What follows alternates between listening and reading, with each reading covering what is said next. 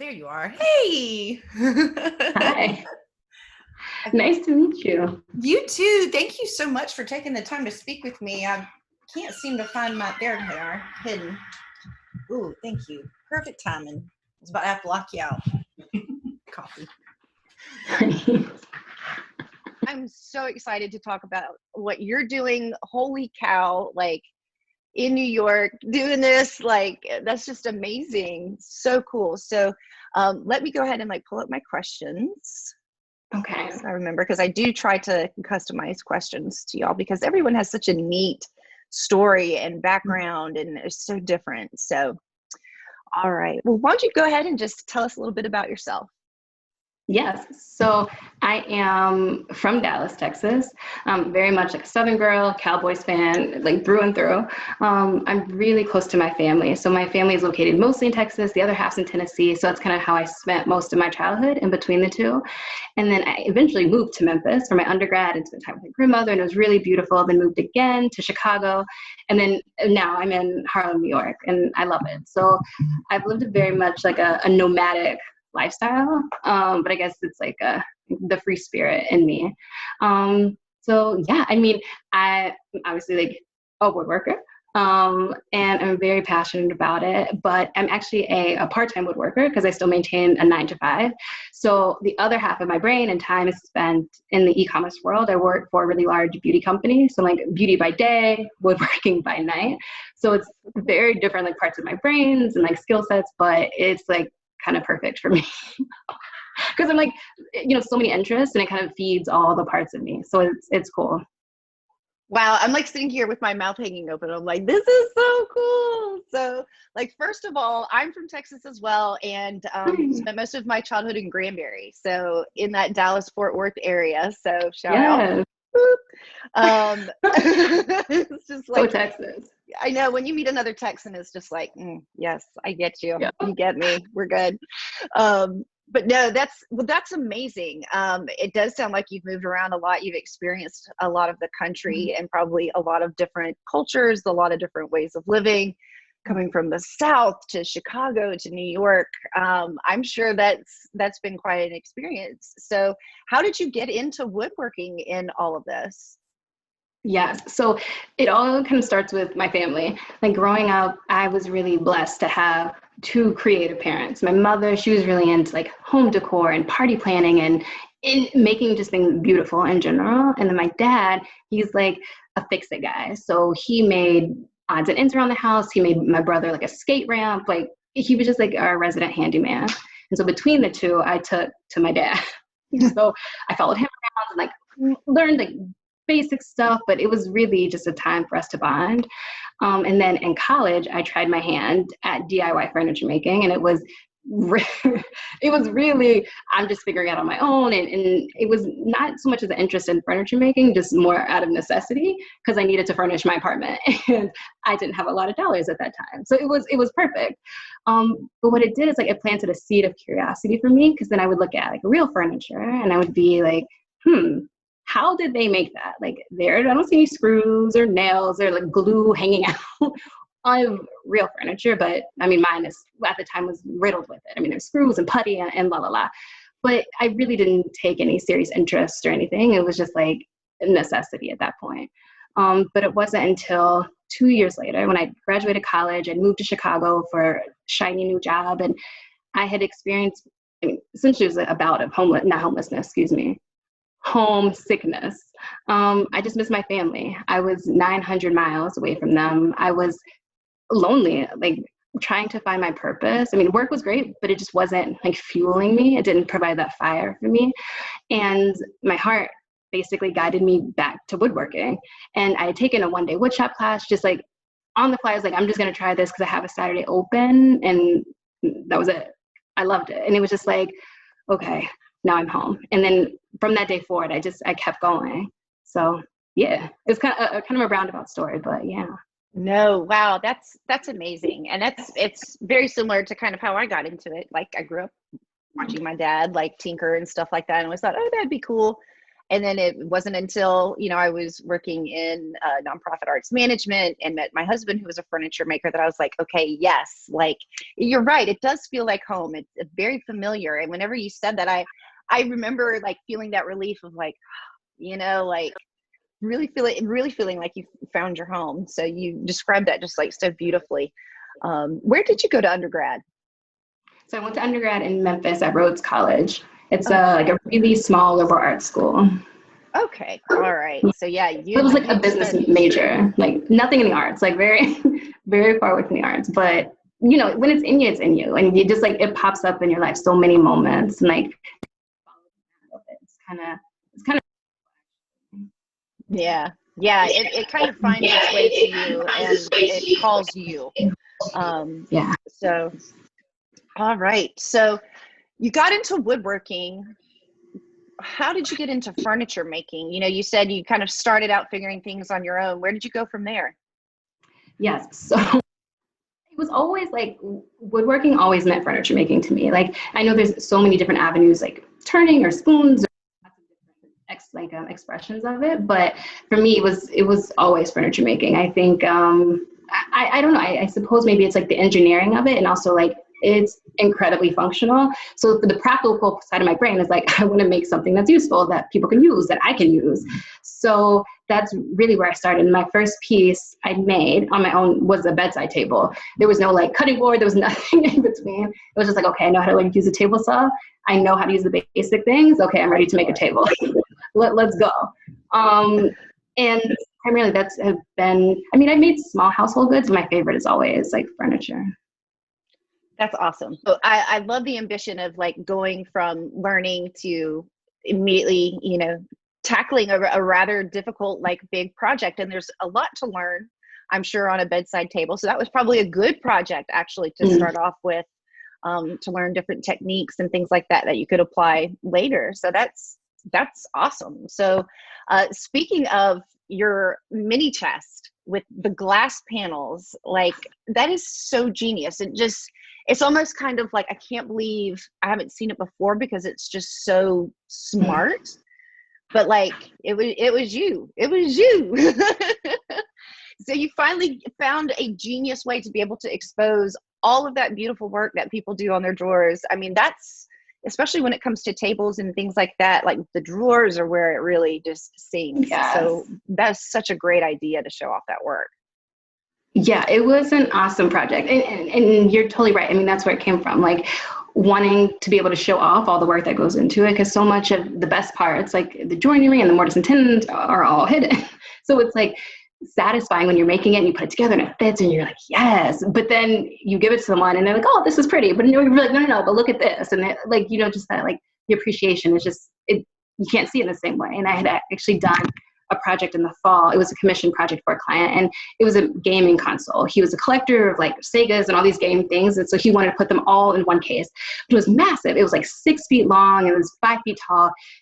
I made it all out of birch plywood. It was 23 boxes inside a giant box. So it was like physically so challenging to make, because it's heavy and it's big and all these pieces. And I made it majority using like domino joints. So all of the joints were hidden, which is fine. And in a project like that, like, it's the most practical way to probably go about it. And I did like edging on the outside. And, so there were some parts where you could like see the joinery, but it wasn't that interesting. It was functional. It was great. It was exactly what he wanted. But for me as a maker, I was just like, whew. It's a big case with a whole bunch of boxes, and like all of the work, I feel like you couldn't see all of the effort. It's just like, oh, that's a nice box with more boxes. So after that, I was like, oh, I was really yearning to do a project that was like intricate and beautiful, and you could see the work. And then at the same time, I was looking at all of these chests. Do you know those chests that have like, they're like map drawers? They're like really skinny, maybe like 2-inch drawers, but there's like 20 of them and like one chest. So I was like, okay, maybe I'll do that, because looks like something that like, it looks like a lot of work went into it. There's a lot of drawers. But then I was like, I don't actually have maps or large pieces of paper to put in it. So functionally, it didn't make sense for myself, or honestly anyone I could think of. And then I actually saw a version of the chest that I made. It was a lot different. It was a little bit more DIY, a little bit more like for like a workshop. But you could see the wooden drawer rails, and I was like, that's it. Like, that's what I want to do. So then I took that design and then modified it into what the final design ended up being, and ended up adding, the panels are actually colored acrylic because it's easier to work with. But the glass panel is really nice because obviously you can see it, and like you don't put your fingers, like it's just safer. Like, it just functionally makes more sense. Yeah, so that's how I got there, and I really liked it, and ended up making it quite small because it was a prototype. The big vision is to do like a full dresser in that design, but it could have gone really bad. So it's like, let me start small, see if this like functionally makes sense and like looks beautiful, and then I'll go like bigger. But yeah, I think you're like you hit the spot on the head. Yeah. Yeah, that's amazing. And so to kind of dig into your process a little bit, when you were mocking this up, do you draw out your ideas? Do you make a scale model? How do you kind of bring it to life before you, like you mentioned, make that huge commitment to a full-size piece? Yes. Oh, I definitely do both. So I have so many sketches like on my phone or like in paper, but I'm such a visual person. Like, I have to kind of see it and be able to look at 360. So then I'll render it in SketchUp and do a whole bunch of versions. And then ultimately I'll still kind of make it on the fly when I'm in the shop. So my measurements, like I'll cut, the initial, I know like generally, but I always give myself room, like bigger, smaller, and it's never the dimensions to the T that I originally planned, but that's okay. I mean, that's just how it goes. And that's kind of like the free flowing and like kind of changing on the fly that I like to work with. So I certainly have like a vision on paper, then rendered, and then kind of when I'm at the shop, I'm not committed to it. Like, if it feels better to go one way versus another, then I'll do that. So yeah, I would say that's it's a process. Yeah, and it gives you that option to be able to make changes as you build too, because you're right. You can lay something out on paper and think it's going to be a certain way, and but that gives you the ability to make adjustments as you need. So awesome, very cool, very cool. It sounds like you do a lot of like research into your pieces before you even create it, which is just fascinating, and I can relate to it. I'm definitely one of those people that want to like research everything about something, but to reflect on your own work that way is really neat. Yeah, I find it super helpful. And because honestly, once you start a project, for me as a part-time woodworker, it's like easily like a 4-week commitment. So it's like, and if I don't love it when I'm making it, I tend to make mistakes. I get disenfranchised, you get tired. So it's like having a really strong like love and excitement for the piece in the beginning is really important to like get me all the way to the end. And like research helps me get there. That's a great point, because it's really hard to get behind work that you're not passionate about. And I know that's something that a lot of makers struggle with. We've got to pay the bills and keep the lights on, but of course we want to create work that really speaks to us and sings to us. So it's definitely a balance. And I'm glad that you've been able to figure that out, because I think a lot of people spend a lot of time trying to figure out how to make their business work in a way that doesn't really suit them creatively, and there is a balance to find, and it's really easy to get burnt out if you're not working on something that you're, like you said, excited about. If you don't want to get up and get down there and get dirty, then it's like you said, it's going to take a little bit longer, you're going to make mistakes, your heart's just not going to be into it. So that's really neat. Thank you for sharing that with us. That's awesome. Yeah, so for sure. Well, next I wanted to see, what are your top 3 to 5 tips for including mixed materials into your furniture designs? What have you learned from making that chest? Oh yes. I will say one is to be bold and to do it. Like when I first started, like I've been incorporating like acrylics or textiles or paint, even like regular paint for a while. But it's like when I first started, I felt like anxiety or like I was being judged when I brought these non-wood materials into the shop. Like somehow you're like ruining the sanctity of the process or the craft. And I was like, oh my goodness, like are people going to judge me? Like I had a lot of like, angst about it. But honestly, like if it feels good in your heart, just be bold and try it. It may work, it may not work, but it's okay. And it's like, I would say, so tip number 1, be bold. And 2, like, if your design is complementary to the wood, like if it makes it sing like in a way that it wouldn't sing on its own, then you're doing a good thing. Like it's worth trying and exploring. And oftentimes it's like, like when you have a really nice outfit and then you put your earrings on and then it's like, boom, like it just takes it to the next level. And I think that's what bringing in mixed materials does for like me and my work. And that's how I think about it. It really complements the wood and like the full project and gives another area of interest and somewhere for your eye to look. It kind of breaks up and, you know, sometimes the homogeneousness of the whole piece being out of the same material. So I love it. So be bold. You know, I guess the takeaway of that second statement was to have patience, because sometimes, you know, it doesn't always immediately click or sync like the thing that you're trying to do. So a good example is the bench that I just finished. It's a walnut bench and it has these little back rails and it's curved and it has these columns that I wrapped in nylon and cotton and like black rope. But it took me a year to finish that bench. The wood part was easy. Like I was like, boom, boom, boom. However, figuring out the right way to attach the rails, I tried blue, I tried ombre, I was like, maybe I'll use copper. Like it took a lot of iterations and like me just tinkering until I found something that really spoke to the piece and made it look good. And so I say like have patience, because it may not always click immediately. And if it doesn't, don't be afraid to abandon and try something new. Because it's all, you know, with anything, it's all like a process, but it's so much fun to do it. So I recommend it highly. Yes. Awesome. That bench is so gorgeous. Just the low profile of the rails. And it's interesting to hear that you tried so many different things, because the rope just blends in perfectly. It's so clean, but the form, I really love it. I love it. It is so unique and original. So I loved hearing that all went into it, because you can tell that you put a lot of thought into it and weren't concerned about just finishing a piece. You wanted to finish it correctly, the way that it felt complete to you. So that's really cool. Awesome. Well, thank you for that. Yes. And you know, another thing with mixed materials, you know, sometimes I think we get really used to working with our primary material. So sometimes it is easy to get a little frustrated when you start including things like acrylic or glass or paint or metal, or, you know, like, you know, the patient's suggestion is a good one. There's definitely a learning curve involved. I've been there before and been like, oh, this did not go as easily or as quickly as I thought it should. Yeah. Oh, well. Oh my goodness. All the time. Yes, that could be on a t-shirt. Yeah, very, very much so. Yeah. Well, let's get into some other questions, if you don't mind me asking. What has your experience been like as a Black woman furniture maker in this industry? Yes. Yes, this one, I don't know. I just was like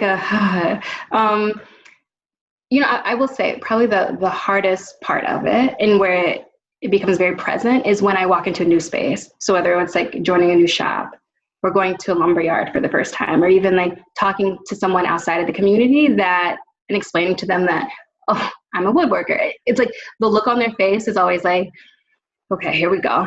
And it's like, I think like the undercurrent is like, as a Black woman, I typically feel underestimated or dismissed altogether in these spaces. And it's like, I feel the need to always have to prove myself before I'm taken seriously. So a good example is when I started in the beginning, I mentioned like I took a one-day workshop and it was great. And then after that, I was like hooked. And so the very next time I came to that wood shop to, you know, work on that bedside table I was mentioning, I was like working and, you know, I was still relatively new. So it's like, I was confused on how to put the wood in the planer, like which way does the grain go, you know, those little details. And, the guy that owned the shop, he came up, he was like, hey, you know, how are you doing? What are you working on? And I showed him my design and he just looked at me, his eyes got big and he was like, that's very ambitious. Like, are you sure you can do that? And I was like looking, and other people in the shop that were relatively at my same kind of level were doing not similar, but like furniture pieces. And I was just like, I felt deflated. And he didn't say anything rude or like, I would even argue it wasn't offensive. It just made me feel like the way he perceived me was very different than how I perceived myself. And I feel like the only reason, or the only thing that was visible to me, was that one, I was a woman, and two, I was a Black woman in a shop of all white males. So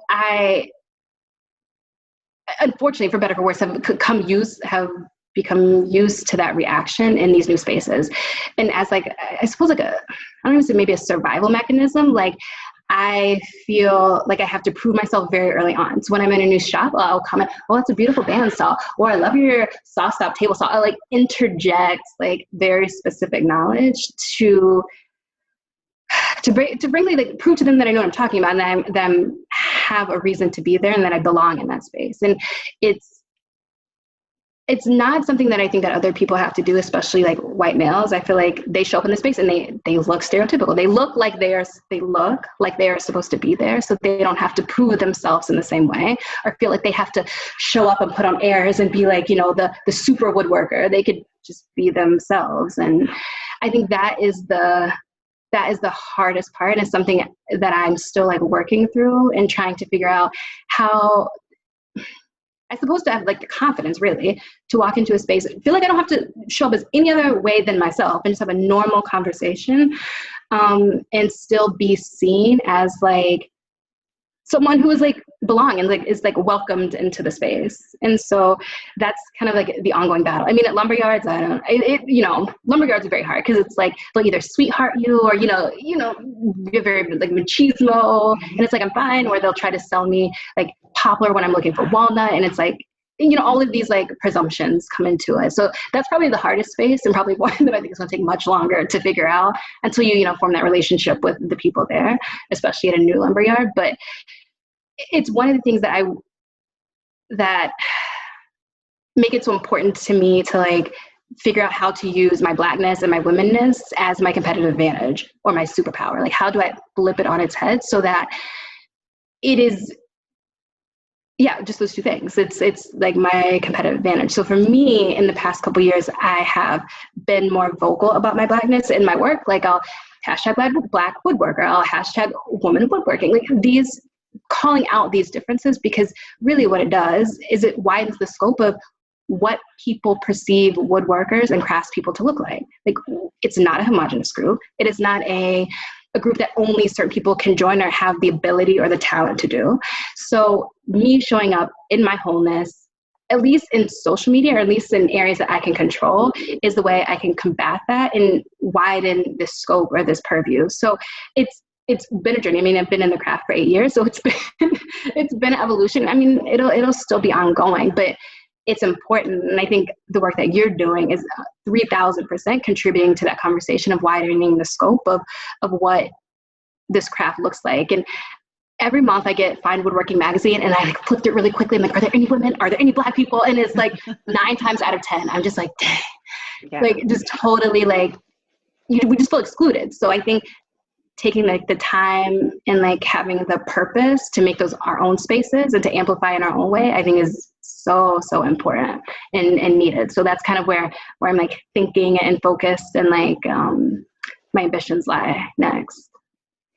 Thank you for sharing that, and for saying that, because that's this project, it was because there are woodworkers out there that look like you, that look like me, that are non-binary, that work in all different countries, different cultures around the world. And we have gotten so used to the standard industry fed, white, older male, like, and that's not who it is. And the beautiful thing about this project is, I started it being like, I know they're out there. I know other women are out there. I'm going to find them. And I mean, totally, like, I'm overwhelmed every time I post something or put a call out, just the talent and how open women are to supporting each other in the craft too. I know that's another barrier too, that I think it's hard for people to understand. And you just described, what that man said to you that day in the shop is like,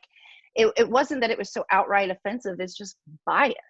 And it's, it's just, how do you point that out, and it's got to be so much extra work for you as a person, as a Black woman, you just want to come in and woodwork. You just want to come in and build furniture.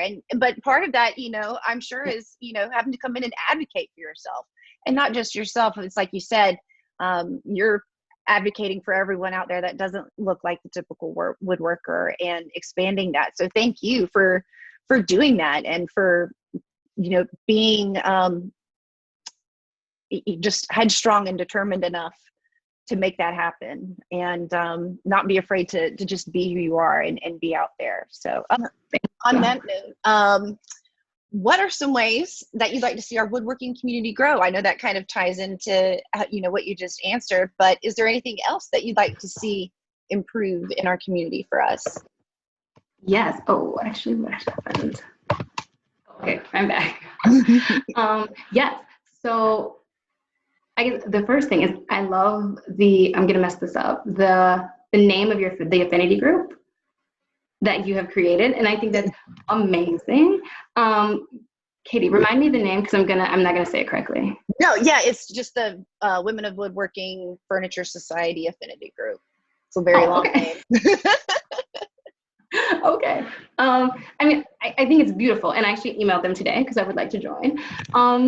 So I think that's awesome. And really, if I could click my heels, I would really love like a black and people of color, women, like woodworker collective. I'm honestly really inspired. There's a group called the Black Ink Tour, and they are a group of women who, and they're tattoo artists, and they've kind of faced, in reading about their stories, similar issues or like challenges to breaking in or being taken seriously or being like represented in the tattoo industry. So they are tattoo artists from all around the country, and they band together, formed this collective, and they did tattoo conferences all around the country and made a booth and really used their scale and their power together to basically do all the things that I just spoke to earlier about building awareness and strength in numbers and being seen and being respected for the craft and for the talents that they provide. So in my mind, it's like, how can we use that same model to do the same thing for like Black women woodworkers specifically?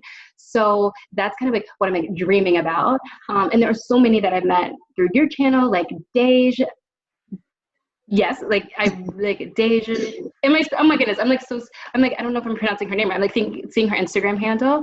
Yeah. You did a really good interview with her, and she makes these incredible bowls.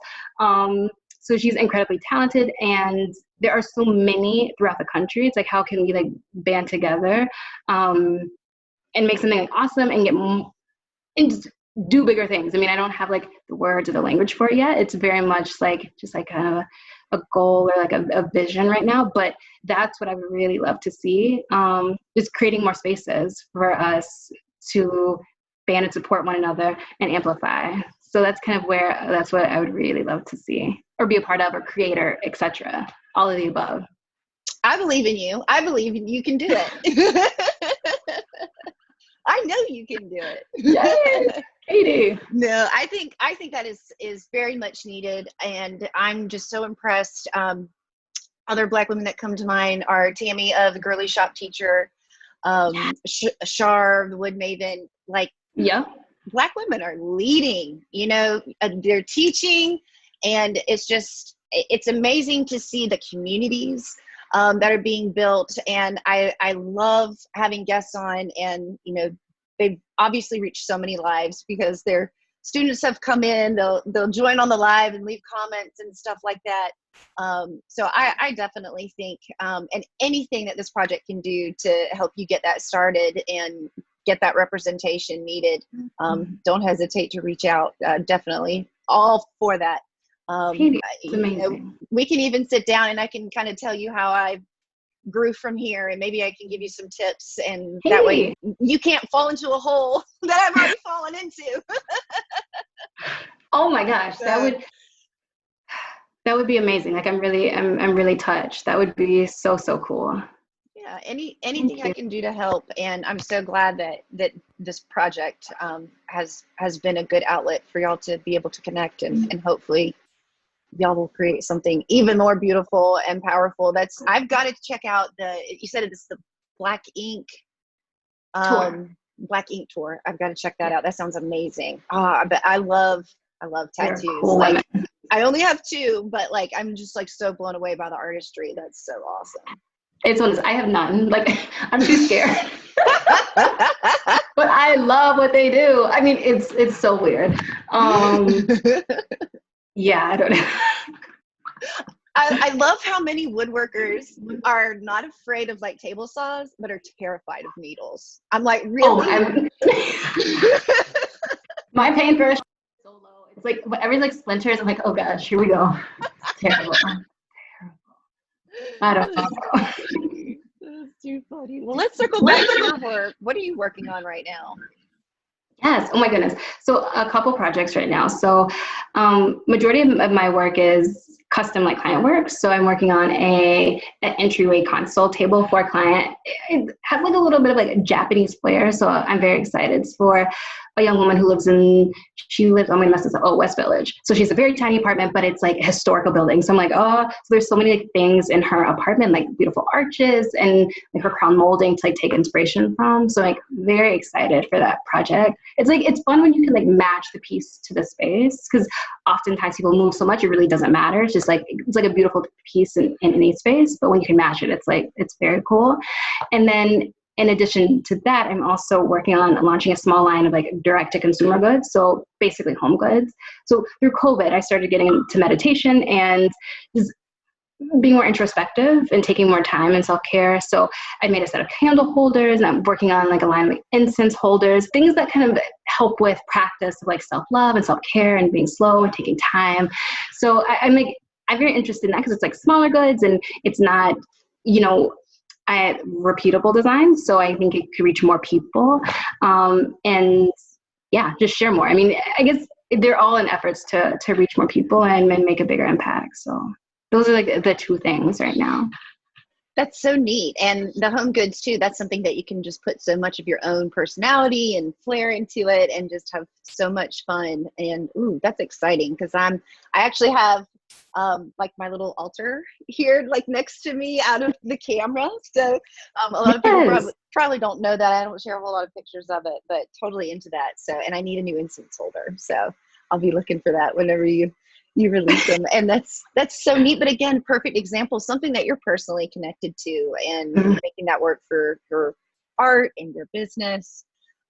That's just wonderful. And it's just so smart, because it's going to make it more sustainable for you just as a maker and a creative person in the long run. And that hall table sounds beautiful. I love projects like that kind of are made for a space, could, like you said, could look beautiful anywhere, but just have that just kind of seamless flow in, like it was made for the space.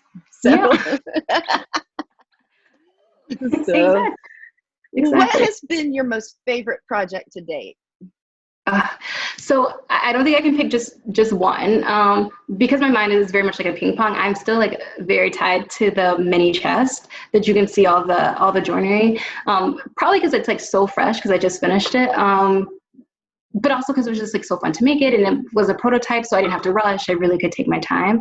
But I would say beyond that piece, there was a console table that I had done right after I'd moved to New York, and my transition from Chicago to New York was not seamless, and it was quite. It was a little bit harder because I was a little bit older. I thought I could just like jump and be great, but it was really rebuilding my whole life, from my like career life to my woodworking life, and then also kind of mourning the life that I had left in Chicago. So this piece was the first piece that I had done, and it taken me about 8 months to find like a wood shop that I really enjoy and like that I felt comfortable going to. And then it was a big piece, which I was like, yes, like a big piece is always just feel so empowering. Like, I am woman, like hear me roar. So it was like floating, and there was metal involved in that one. It had brass legs. It had brass like stilts to hold it. It was a beautiful ash color. And what even made it even more special is I made it for a good friend of mine who also just made the jump from Chicago to New York.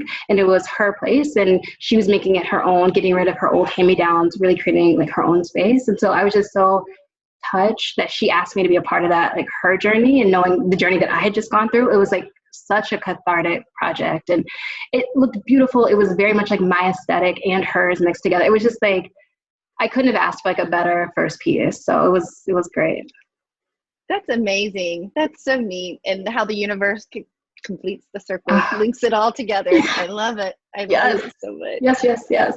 So much of this work is very like emotional. I don't know. It seems strange like to have like this much emotion tied to wood, but for me, it's very much like tied together and like tied to my empowerment and sense of like feeling good and making others feel good. It's so, I don't know, it's all connected and kind of is like the driving force.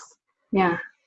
Yeah. What is one of those materials that it just it hits people on a different level, and it just brings out, I feel like, the parts of us that really make us human and make us very emotional creatures. And so I think that's why so many of us can relate to it, even that aren't woodworkers, can still appreciate, you know, hey, that is a fine piece of furniture and that is a pretty piece of wood. And so I would agree.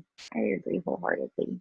So what's ahead for you in your practice? Do you have any skills you're working on or looking to acquire or anything like that in your woodworking practice? Yes, I totally do. So, Katie, I actually do not know how to turn. So that is something that I want to learn how to do. So I'm in the works of trying to find someone who will teach me, basically. There are a bunch of skilled people at the wood shop that I work at. So basically partnering with them. So I'm very excited to do more of that, and also metalworking, talking about mixing in other materials. Currently all my metalworking is all by basically stock material, and I like cut it with a saw, but like to be able to weld pieces together and incorporate more brass elements for like handles and like accents, like the jewelry.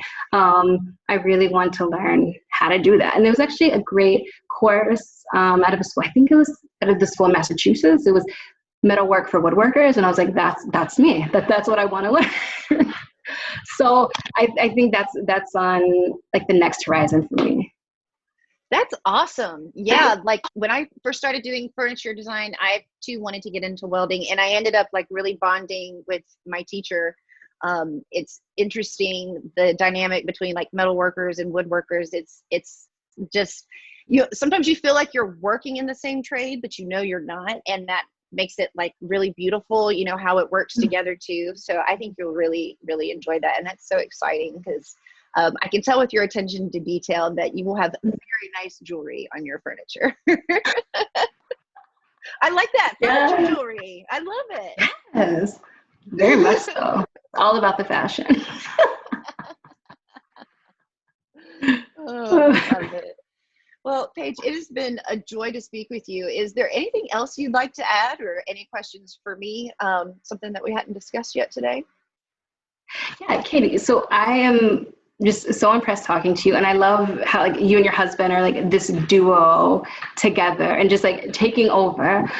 Can you share a little bit about how, I know you shared like your dad tinkered around and then like going through him, but like and then like working through your husband, but can you share more about like your journey and how you started, and then also like what I suppose like what fuels you to do this work that you're doing, and like taking your writing skills and your communication skills and your marketing skills to help the entire community? That's a great question. Thank you. So I knew growing up, I was always a writer, and I knew that was probably my thing, as much as I tried not to. Like in high school and college, I got a little burnt out on journalism and thought, oh, that's the only kind of writing I can do. That's, if I'm gonna be a writer, that's what I have to do. I'm gonna have to write books, and I don't know if I want to write books. So I really kind of resisted that for a while. But in college, I started working for the city of Charleston doing finance, grants, managing a farmer's market. So I got like a total education in operating, a nonprofit arts, running major festivals, doing things like that. So I learned so much from them, but I had this creative thing, this creative itch that I still needed to scratch. And like, I wasn't getting it from my Excel spreadsheets. And so,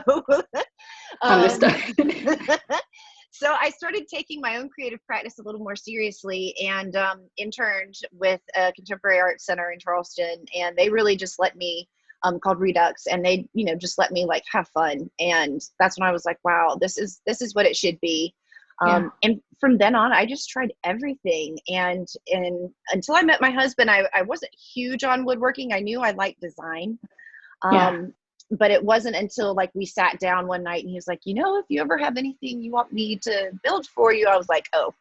And I like whipped out my sketchbook, and, it was on, that was just how it was. So that was how I got into it. And I actually have a couple of physical disabilities. So I knew that my time being like a furniture maker was going to be short. So I tried to make most of it and learn as much as I could while I was there, and able to do all of that. And then about 5 years in, we also decided to start a family. So I was like, okay, like I clearly need to focus on, writing and doing some other things. So that was when I transitioned. I started the Women of Woodworking Project. I just wanted to write about something I was passionate about. And I remember how it felt going to shows, and I'm there with my husband, my name's on the sign, but the customers will refuse to talk to me because I'm a woman, and like things like that. And I was like, you know what? Like, I've never been one to just like sit and be quiet. And if there's one area of the world that I can kind of, make a little bit of a difference in, then this is it. And, it was my personal passion too. So, and I was really inspired by what a lot of other women were starting to, social media, we're starting to become aware of each other and all the great things we're doing. So I was like, hey, I want to call attention to this. And I wrote a children's woodworking book and just started shifting from making to, writing and using my brain that way. So I've always been really interested in stories and big storyteller. I was that like kid in elementary school. I would do storytelling competitions in Texas. Yes. The UIL. That's UIL. what it was. Yes. Yes, I was a debater. I was in UIL. Yes. Nice. That's probably what I would have done if I hadn't done storytelling, was debate, because I love to argue.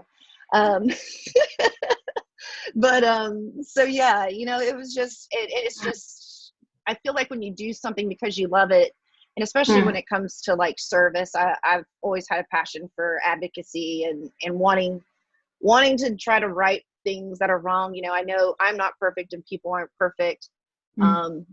But I just want to if I can make one person have a little bit better day, that's always just like made me really happy, So yeah. So, and then the community has responded, in turn. They've seen how much I love it, and they have just been so wonderful back, and it just keeps growing. It just keeps going and going. So I hope that answered your question.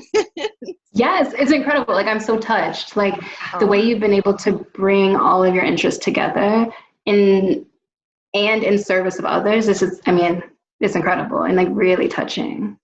I'm not surprised you like amassed, people are rallying around and like finding each other like through you, because it's like, it's such good work and needed work. So thank you. Well, I appreciate that. And I just feel very lucky that I'm in a position that I can, and for a while it felt I'll be honest, it felt very disjointed. It's like, I'm a writer, but I'm an artist, but I'm a woodworker. Like, how do all these things fit together? And my husband will tell you there were times I would be like sobbing on our couch, like, how do I make this work? What am I going to make? And that was a struggle for me, but it all came together, doing the work and putting your head down and doing the practice. I think, I look back now, I'm like, girl, you just need to get to work. Quit crying. Stop like thinking about it. Yes. just do it and the pieces will come. Yeah. I have a sign on it, like outside on my desk, and it says like, it's going to happen. Just keep pushing, keep working the plan, keep like moving, and it'll fall. Like, it'll all come in place. Yeah. It will. And I'm excited for what we're going to cook up together here now. We're going to get your little organization going, and oh my goodness. I know, my toes are like tingling. I'm getting like goosebumps. So that's how I know it's a good thing and that needs to happen. Oh my goodness. I love it. It's so awesome. Well, Paige, how can people find you and get in touch with you? Yes, so very simple. I'm on Instagram. That's probably the easiest way. My Instagram handle is @Olivia Oak, no spaces, with an underscore. So OLIVIAOAK _. And my website, oliviaoak.com. That's a great place. And my email is just hello@oliviaoak.com. So say hello. Say hello. I love the name Olivia Oak. Where did that come from? Oh my goodness. It's actually my middle name. So my middle name is Olivia, and then Oak. Red Oak is obviously very, very popular in the US, but the alliteration is really, if my name is Wendy, it might be Wendy Walnut, but it's Olivia Oak. Wendy Walnut. That sounds like, like Flo from Progressive, That's going to be Woodcraft's new person. Free marketing ideas here, people. Get pen and paper. Oh, awesome. Well, Paige, thank you so much. It has been an absolute pleasure to have you on and speak with you, and I cannot wait to see what you make next. Thank you. I deeply appreciate it. I'm honored. All right.